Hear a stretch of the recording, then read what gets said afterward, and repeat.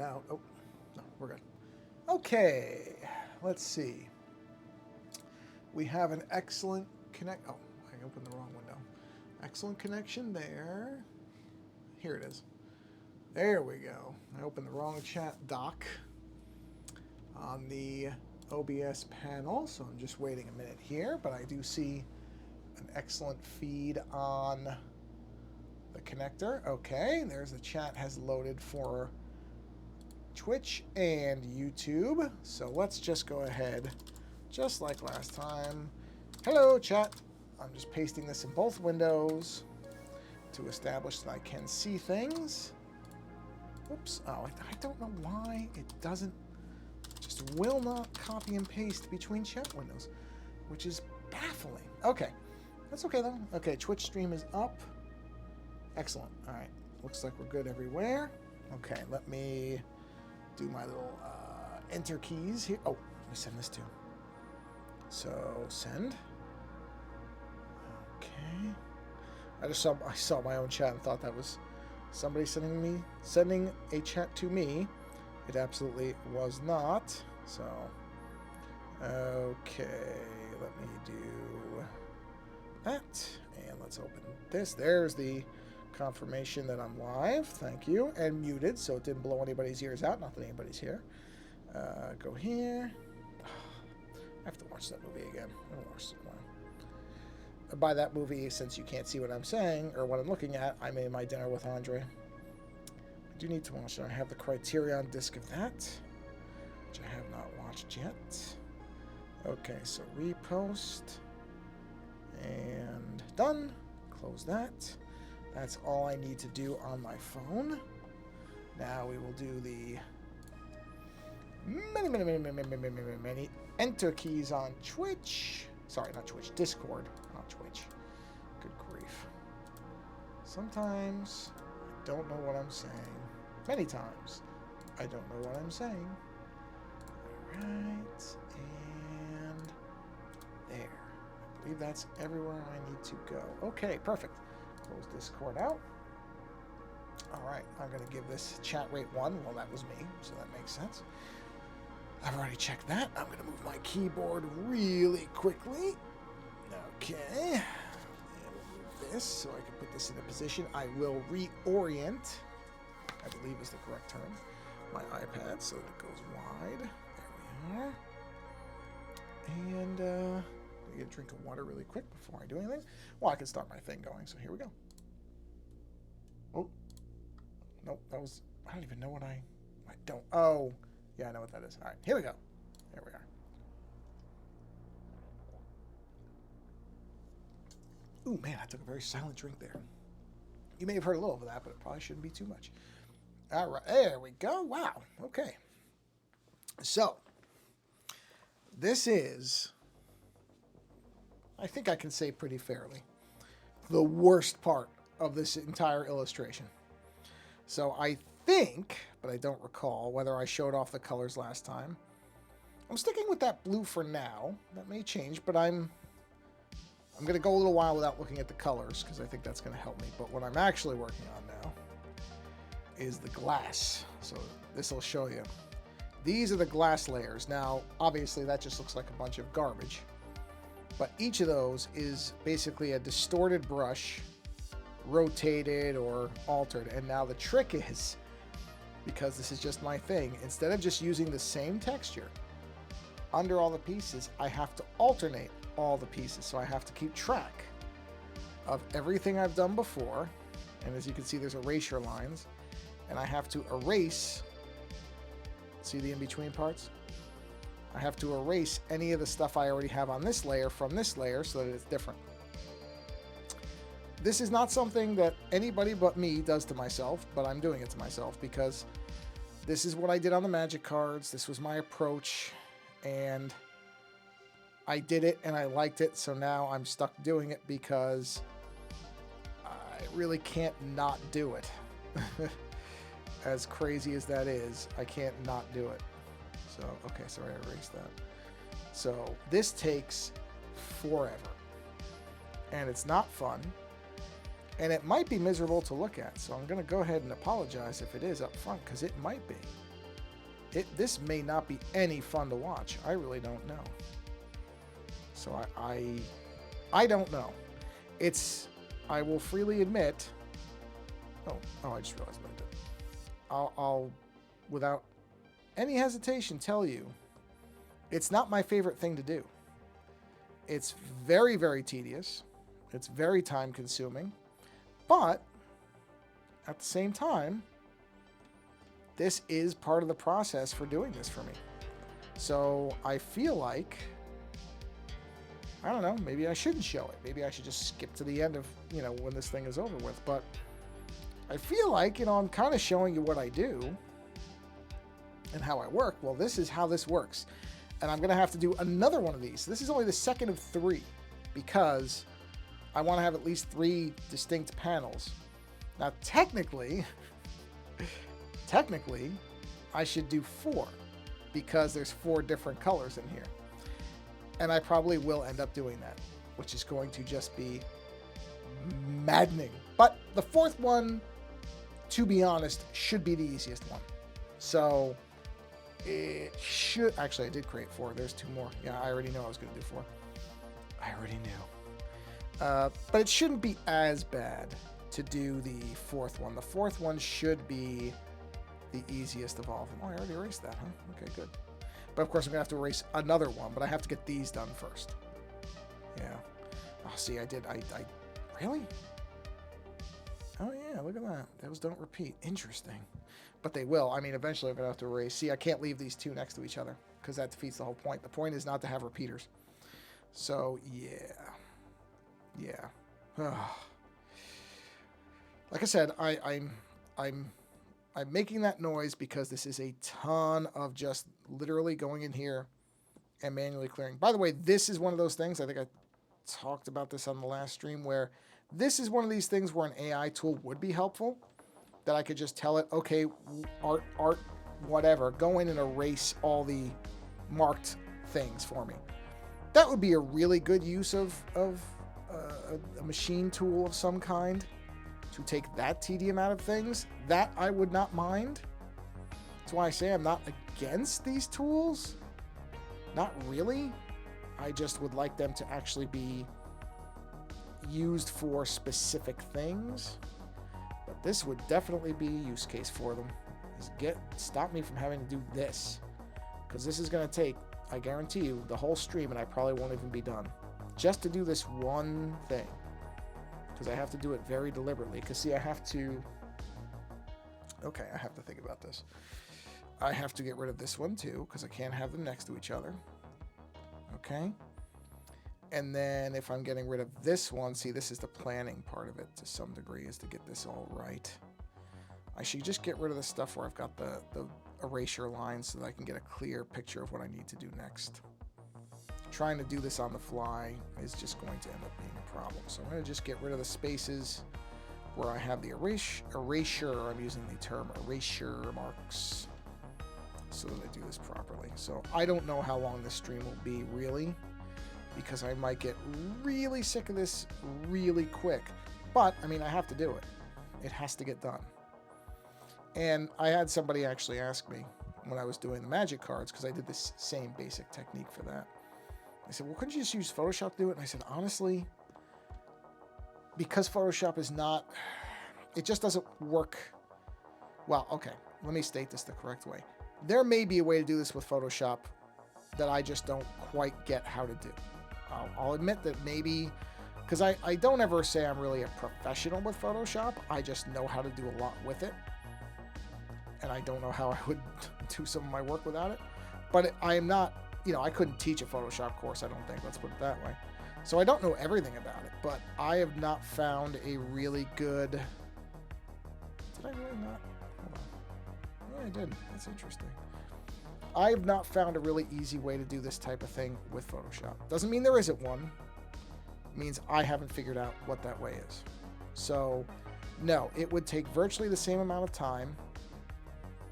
But I actually think I would probably give myself carpal tunnel syndrome if I'm not already developing it. I don't think I am, but I'm just saying, if I've already not started it because of my heavy computer use, because I'd have to click so many little things back and forth, back and forth. I don't think it would actually gain me that much time. And I think it would drive me crazy having to use a mouse and going, because I'd have to select all these lines individually and clear them because the feather never quite works right. It's not, these lines are not exactly 1 pixel, so the feathering's going to be off. It would just be a nightmare. I really think it would just end up being more difficult to do it with Photoshop than to just do it this way. So the downside of doing it this way is it's just very, very tedious, and it's you have to pay attention, and it's not. I'm saying these things as if these are major complaints. They're really not. I try to always sort of step back for a minute and go, you know what? There are people who would really love to have this kind of problem, to be able to create something and then have to fix it, and be able to work within it and be able to create things. So I try not to whine too much about this stuff, but at the same time, just because I do like to let people know that it's not that drawing and illustration and creativity are not all fun and games. It's not just all like, yay, I just drew something that was in my head and it was that easy. It's not that easy. Creating something takes effort. Creation is not, and that's one of, by the way, is sort of I guess a bit of a mini commentary on my other issue with the way that some people are using these machine tools, is they have this idea that creation is a simple thing. You just tell a machine what you want and it just makes it. And I'm not saying that those tools don't exist, but I don't know. You lose something in there, I think. I really think that when you don't have to suffer just a little bit, not a lot, but when you don't have to grapple with your creation at all, and I'm sorry, but when people are like, well, it is a lot of work. I have to do, 50 to 100 prompts to get it to be what I want. It's not the same thing. You're not doing the work. Creating different word assemblage to make an image be what's in your head that's not the same kind of work. Because ultimately, what comes out of this type of work, what I'm doing here, this annoyance, I'll just use the word for it, is I do sometimes stumble across new ideas. I've made mistakes that I've thought, I actually kind of like how that looks. And so the grind of it does end up paying off a bit. Not always. I'm not going to pretend that every time I have to do this, I feel like I've really learned something. It's not always the case. But there are definitely times where it's felt like it's ended up being, geez, that's really weird looking. Why did I not? You know what? Executive decision. That's going to be one of the other ones. That's fine. I mean, I'm not going to have all these here anyway, so it's fine. But that just doesn't look right. So I'm just going to go ahead and do that. And then that lines up, and that's fine. And that could be something else. That's okay. It's really weird that I did that. Very weird that I did that. But that's okay. Let's see. Well, you know what? That's going to work out. This will work out okay. See, this is what I mean. I did something. I made a screw up, and I'm like, okay, no, that's going to work. That'll work okay, because I have to do other ones anyway. So it'll work out. It's going to be a little odd, but not terribly so. Just have to make a new adjustment, and this will be one of the 3 and 4 layers. That's all. No problem. See, now you do it through a tool. Would a machine tool have ever made that decision because of that particular mistake, if that's even considered a mistake? No.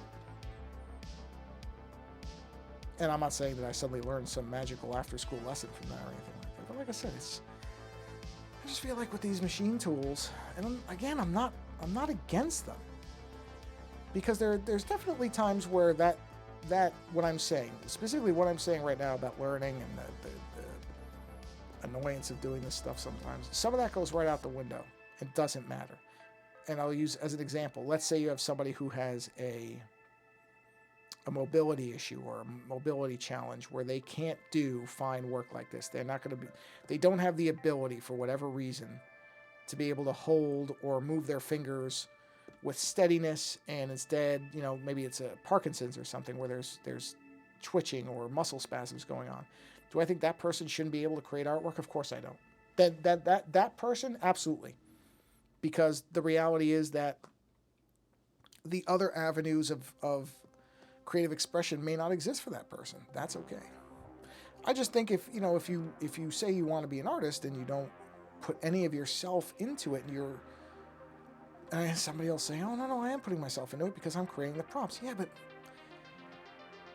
you're letting the machine or an algorithm or whatever term you want to use for it, a database, you're letting that fill in some of the creative element for you. You're not seeing it yourself. And there are some people who don't want it. Some people don't care. Like, yeah, I don't care. I'm not really trying to, do this. I just need an image I think looks cool for a background or for a project or whatever. Okay, go for it.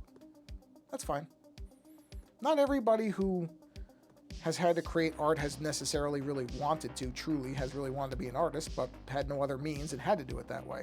Well, those people shouldn't have to learn all this stuff if they really don't care.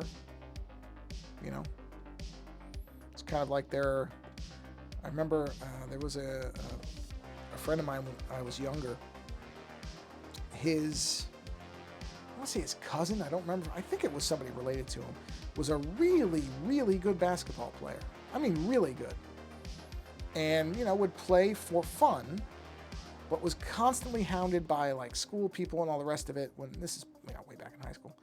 Hounded, oh, you need to try out for the team, you've got really good skill, you could be a great basketball player, you could go to college, get a scholarship, and he just had no interest. He only cared about basketball, truly only cared about it as far as it was an entertainment thing. Wanted nothing formal about it. Just wanted to be able to play basketball because he enjoyed it as a purely as a diversionary exercise. But absolutely had no interest.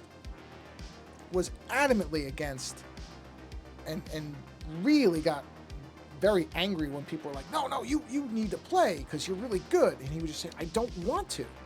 It's not the point. And he knew he had talent, but he just didn't want to formalize it. He just wanted to play to have fun. And that's what, if that's what people want, go for it. I'm not going to, But I think what a lot of other artists, because I'm in a lot of different spaces where there's other creative people, I think what makes a lot of artists upset or cranky about some of the AI stuff is not really the tools themselves, it's how people position themselves using those tools. Because and I have seen people saying, I'm every bit as much an artist as whoever they're engaging with, by the way, if you are an artist in this space, don't engage with these people. Let them say whatever they want, let it roll right past you. Don't engage, you can't win. You can't win. So I never do. I just let it all go by and I don't care. Because there is no winning with people like that. And you can tell a lot of them are just spoiling for a fight. They just want to get into an argument. Don't give it to them. But a lot of them will say things about how, art is easy, just do this. And then they'll refer to a machine tool. And I think a lot of artists bristle at that because that's exactly that's the wrong attitude, in my opinion, to have.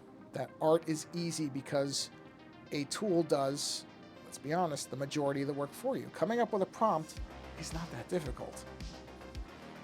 Even refining prompts and going through 3 or 4 versions of them, I'm sorry, but that's not all that difficult.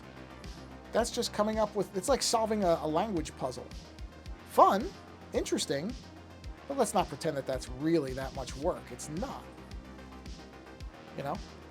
And the thing that I'm always curious about with that is, and this is what I mean about you sort of short-circuit yourself as a creator, is would you have, because I think a lot of people who get into art in any form, they start off, and this is kind of just a natural thing, is you start off and you see other artists that you really like, and you sort of you think, even if you're not doing things in their style, but a lot of times, depending on what you're picturing or what you're seeing in your head, you likely adopt or kind of reform these other artists that you admire, their work into a version of what's in your head. So you're seeing what they would make. I'm not saying that's an imitation or that you're copying them, but that your mental vision of it when you first start out is likely based at least in part on their style, their work, or whatever, because you don't have a visual language of your own, and so you borrow mentally. I'm not saying that you actually draw things that look exactly like somebody else. You might do that, but a lot of what you may picture in your head is what they would do, and then what becomes the kind of building blocks of your style is figuring out what you want to do differently from that person. And that's an interesting thing, is to have an artist who you admire and realizing at a certain point that there are things you want to do differently. It's a tricky thing. It really is, because you look at somebody and you're like, well, I like what they do, so I want to do it like that because I like that that's how they did it. But then there's this point for most people, most artists, not all, but most, where they get to a realization that, well, there's a point where the inspiration ends and your own personal views, like you may look at something another artist does and you're like, wow, I like a lot of what that person does, but I don't like the way they do shadows. I don't like it. I don't like the way they do shadows. I want to do shadows differently. And then you do the shadows differently. And that leads you then to say, well, I mean, if I'm already doing the shadows differently, what if I drew, X thing like this? And sometimes that works out, sometimes it doesn't. It doesn't mean that you're going to suddenly find your style just by completely rejecting all the things you like about the other artist. You may incorporate parts of it. I know there's certain things that I do that are very, very, very heavily influenced by the French artist Mobius. Not in ways that you might obviously see. Maybe some people would. But there are definitely some little accent lines. I really like some of the little accent lines he did. I think they're wild and interesting. And so I do sometimes try to imitate those. But, and this is somewhat of a good thing, I think, for me anyway, because I don't really want to be copying somebody else. At least not where you would very obviously go, oh, this guy must like Mobius because look what he's doing. It's exactly what Mobius does. But there's sort of a benefit for me that I'm not anywhere near as good as Mobius is. So I can't really directly imitate him, even if I wanted to, because I don't have that level of ability. And so it forces me to come up with workarounds and try to get close to what I've got in my head while knowing I can't just copy somebody else. I think that for me, that's a good thing. I'm happy that block is in existence because it stops me from giving into the temptation to just copy. Because I don't want to do that. I don't want to copy. But are there things that are definitely influenced by some of my favorite artists? Yeah, of course there are. Can't tell you there aren't. You can see little bits of Art Adams in my stuff. You can see little bits of Katsuhiro Otomo. Little bits. Very little bits. Barely anything. I mean, oh boy. Talk about somebody whose talent I will never be able to approach. There's number one, right on top of the list. A little bit of Mobius here and there. The little bits of lots of artists here and there. And there's lots of artists who I really, really like that I can't even pretend that there's any of them present in my work because I don't understand how they do their work. They're so good and so specific and have such a visual identity and personality that I don't know how I would imitate it, so I can't even incorporate influence of it into my work. Frank Whiteley's a good example. I love Frank Whiteley stuff. Bart Sears, these are really great artists that I don't know how they do what they do. I mean, yeah, I could trace over them and then I'd understand how they do what they do, but that's not what I mean. What I mean is I don't know how they form the visual foundations of what they do. And without that, without being able to even understand where it comes from or seeing it as almost like an alien type of style, no way I can even incorporate parts of it. Which is not to say that just because I understand how some other artists are doing things, that I have any, near level of talent as they do. Just because I can kind of break down where Art Adams is doing things doesn't mean I'm anywhere near as good as he is. It just means that there's more of a logic to it based on how my brain works. Like I can see some of the underlying kind of framework of what he's doing. in a way that Frank Whiteley just starts from such an alien place to me, in my experience, where I'm just like, man, how does he decide that those lines go there? Not in a practical sense. Obviously, I know he's drawing the arms of somebody because that's where their arms go. But I mean, the way he uses kind of, I don't know what else to call it, softness of line, how he has very specific faces that he does that are really wild and interesting. They're not meant to be realistic, and that's what I think works so well about them. They have this very distinct quality to them. But I can't figure out, I can't see the starting point of them. I really can't. I mean, even if you showed me his initial sketches, it's not going to do it. That's not what I mean. It's not a technique thing specifically. It's more of a mental landscape thing. Kind of impossible for me to explain. I know I'm doing a miserable job of it. But that's what I mean about it. Certain artists that I absolutely love their work. There's no risk of me consciously or unconsciously imitating them because there's no way I ever could. They're too far outside my realm of experience in how artwork is done. And that's a good thing. Like I said, I am extremely happy about that. I have seen artists who are very, very clearly copying other artist styles and techniques, and I just cannot pretend to respect it all that much. I think there's incorporation, there's inspiration, but the minute that you get to a point where you can clearly see that somebody's just ripping off somebody else's work, it all ends there for me. And that's not a. Some people would say, well, then you must hate AI stuff because it's all ripping off. Well, some of it is and some of it isn't. That too, to be fair, some of that responsibility has to be laid at the feet of the people that are creating prompts that are saying, make this in the style of somebody else. That's the ripoff. You know what I mean? Those people are consciously okay with ripping somebody else off because they're telling the machine to do it. The machine doesn't just act on its own. If you take one of these tools and say, make me a fantasy landscape, and you don't give it any other direction, the chances that it's going to make one in the style of one of your favorite artists is probably pretty low, unless there's a specific artist associated with the subject matter. Meaning, if you say, oh, I want a beautiful rendered and illustrated,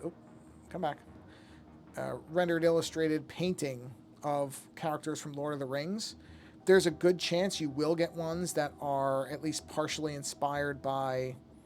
There were two really big Lord of the Rings artists. I can't remember their names. I apologize, but they did a lot of illustrations for the books and are very closely associated with those characters, those worlds. So the chances that the machine would use one of them as an inspiration point is very high, because their work is so closely tied in with the Lord of the Rings characters. So that could happen. But if it's something generic, like, okay, I want you to, you're saying to a machine, oh, create a big red dragon that's flying around the countryside and, I don't know, making friends with bunnies.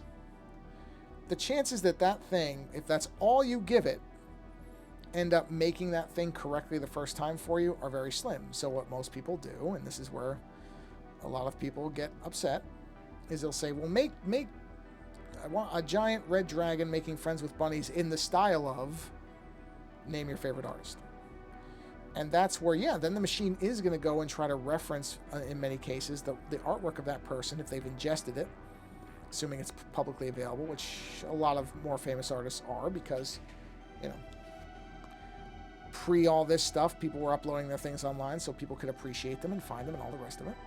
So it'll go and it'll find this stuff and it'll drag it out and it will create an image that probably will seem very close to, if not directly incorporating elements of some of these more famous artists. And that's where a lot of these people are upset, because that to some degree does take money away from them. It does take work away from them. If you can just have a tool that you're paying $20 a month for, create a piece of art that's 99% the same as a really good artist who should be reimbursed for their work, well, most places aren't going to pay for it. They're just going to get it for free. Most people aren't going to pay for it. They're just going to get it for free. So I do understand a lot of the concern that people have over this stuff. I don't share it because I don't think my work is under any threat, because I don't think it's big enough, number one, but also because I don't think a machine can do what I can do. That's not necessarily saying I'm good at something. It's just saying I don't think the machine would make the decisions I would make. It wouldn't see things the way I see things. I just don't think that's possible. A machine just does not think that way. And that's good. That's good. Oh, you know what? I probably should have... Oh, did I not have a thing there? Oh, yeah, I did. I did it already. Okay, that's fine. I couldn't... Wait, is there one there? No. Interesting. Okay. Well, just checking. See, it's a big mess. I mean, it really, in the end, it's a big mess. Because I don't know what the solution's going to be. You're never going to shut all these things down. You can't stop what's going on with them. They're gonna keep going. They're gonna, improve and do lots of different things, which is fine. Wait, was it? Yeah, it is. Okay, I do have a line there, so we'll take all that out. But at the same time, I do think there is a risk to creative individuals, that there are people who will not even bother getting into creativity because they'll think, well, if I can just have a machine do it. And that by the way, the aspect of somebody who doesn't bother trying anything but the machine tool, that I think is a seriously, seriously detrimental thing, because it could stop somebody from ever trying something where they might have a completely wonderfully unique style. And if they never try it, because all they do is just go to the machine, and they because again, there's an intangible thing. It's very hard to really tell you what it is. It's hard. But there is this thing where when you discover what your style is independent or with incorporation of people that you really admire, it's a completely different thing. To kind of realize, okay, like I said, I'm never going to be Mobius. Never. But that I can be my own kind of artist that is independent of Mobius, but still with the admiration of that. There's something really extraordinary about that.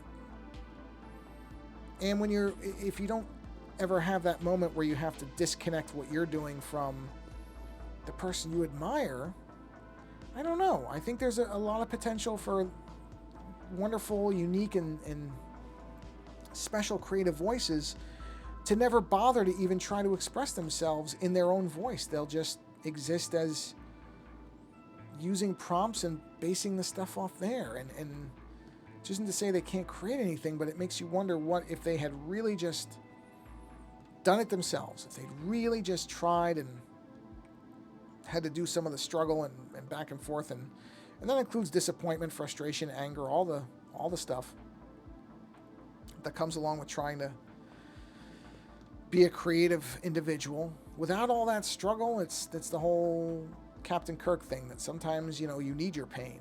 That pain helps you because it really can help you discover things. It can help you decide what's important to you. And when a machine tool does that, no matter how specific your prompts may be, there's a component of yourself that's missing, because there's a portion of that creativity that is being done by not you. And so that is going to warp and influence whatever the final work is, because it isn't really you. It's a collaboration at that point. That's what it is. It's you and the tool. Because the prompt is not the whole thing. The prompt still is still subject to, I guess I should say, to some degree, the whims of the machine. And for some people, that's great. There are some people, I have no doubt there will be artists who basically, bill themselves as co-creators, and the machine is kind of their collaborator. Neat idea. I don't have any problem with that either. But I think if people are using these tools and thinking that they're the artist, well, you're not. I'm sorry, but you're not. You are one of the artists. You are a portion.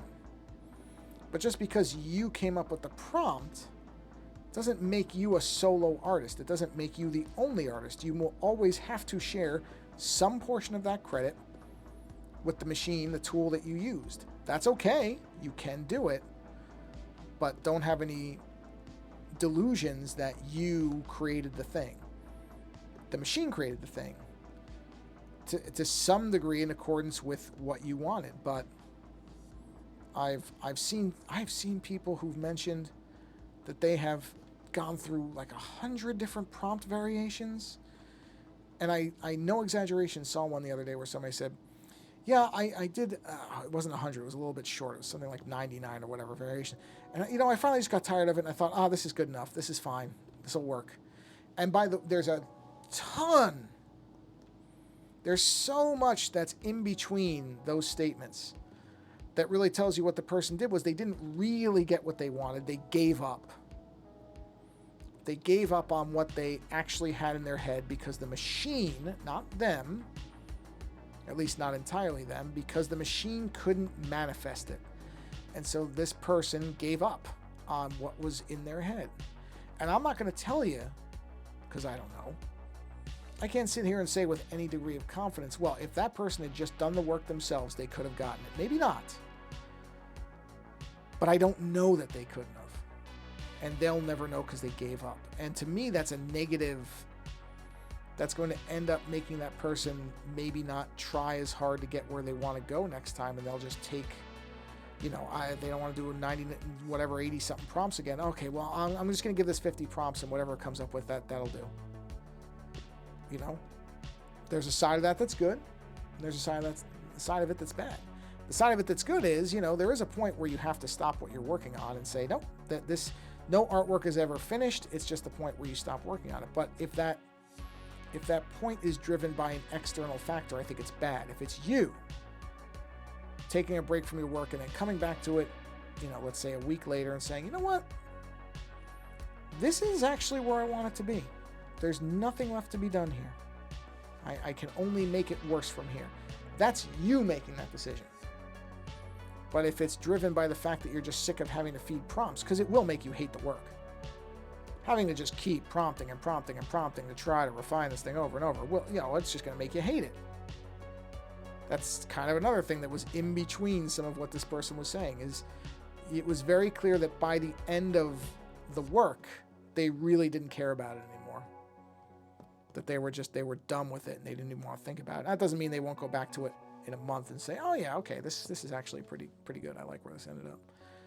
But it's a shame when you end up hating a work. Not that I haven't done it myself, but it happens less often over time.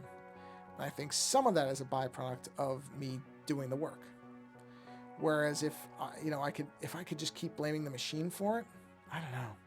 It's a strange mentality to think about. Like I said, all this might make me sound like I'm anti these tools, and I'm really not. I just think that they have a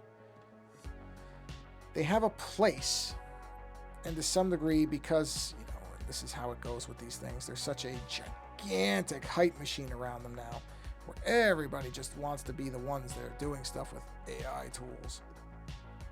That it's overinflating what they do, and I think it's setting up unrealistic expectations and putting people in a less creative place than they would be if these tools didn't exist. That's all. So I didn't want to come off like how long have I been talking about this? 38 minutes. Oh boy. Sorry, everybody.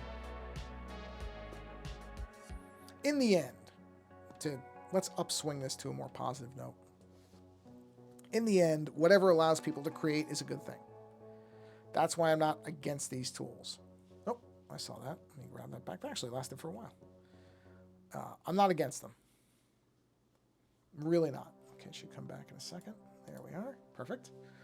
I just think that there's that right now we're in the rough early stages of them, and there's a lot of people saying a lot of things about them that I think are kind of silly, to be honest. Oh, there's one.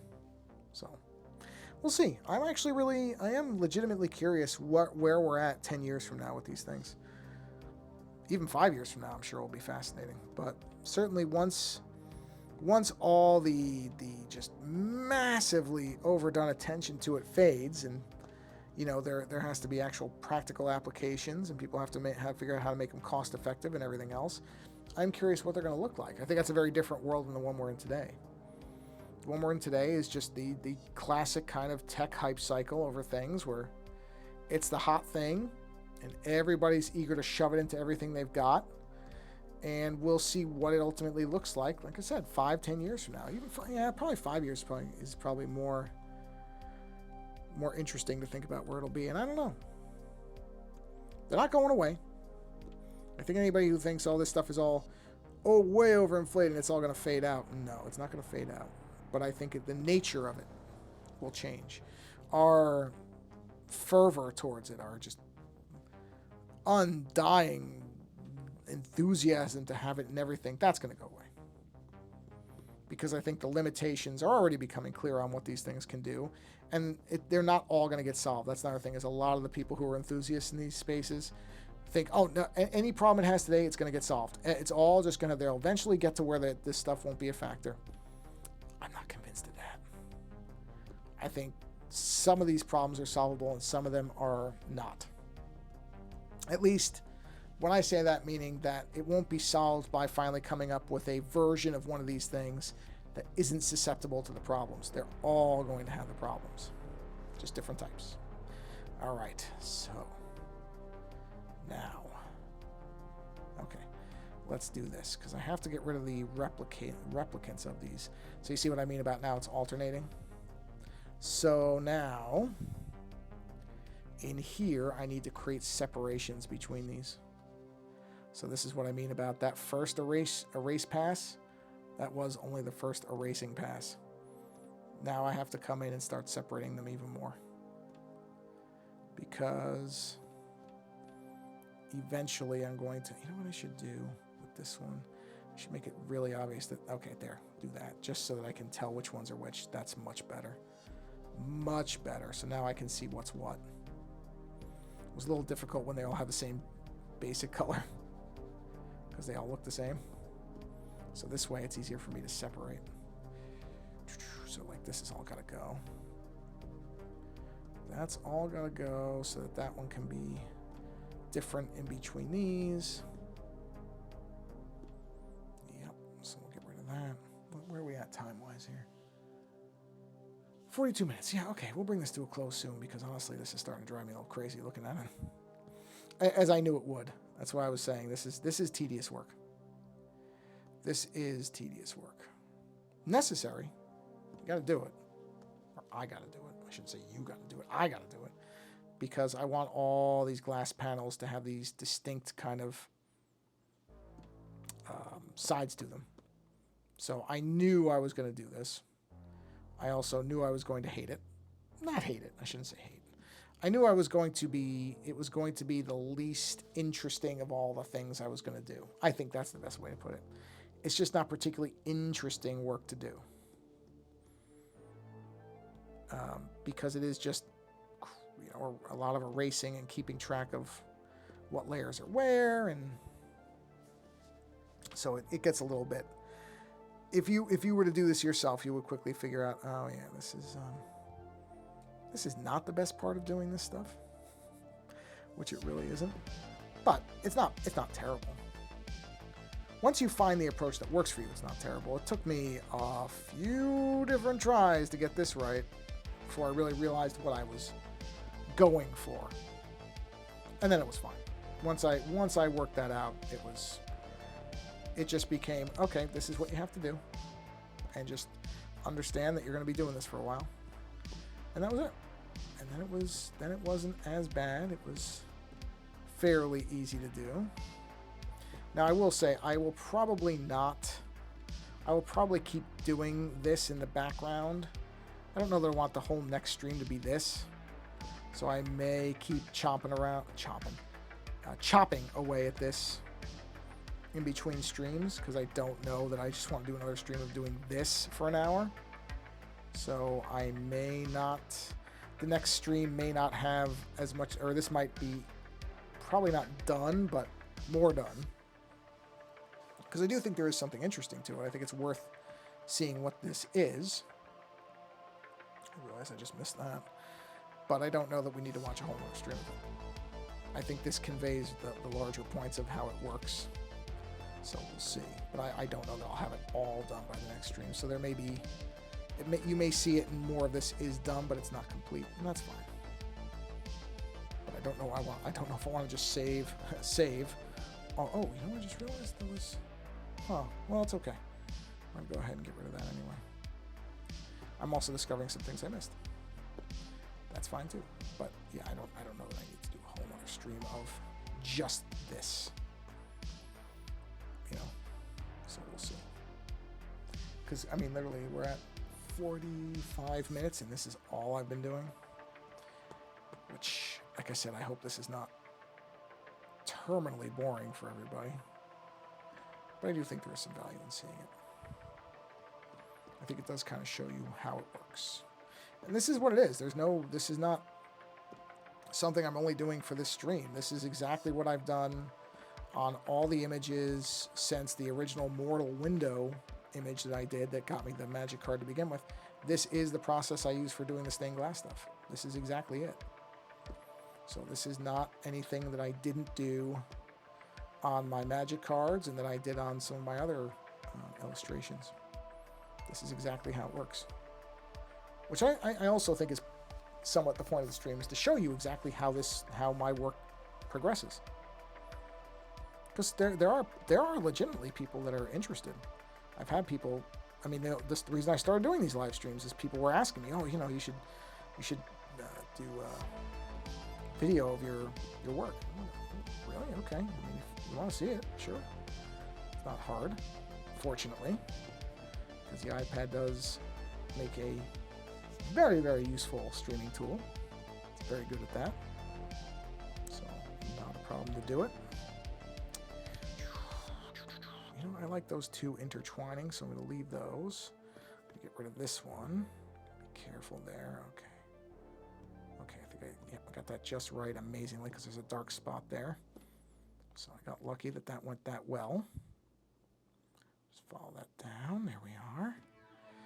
Yeah, I gotta see. These all have to get broken up. These cannot stay like this. Gotta break all this up. Let's break that up. Let's get the bigger brush, not the biggest brush. Careful. Okay. There's some dark spots. Actually, I can lighten this up a little bit because I've got the yellow on that there. Just so I can see the hard edges on the lines out there. Make this easier. There we are. So then we gotta do this one.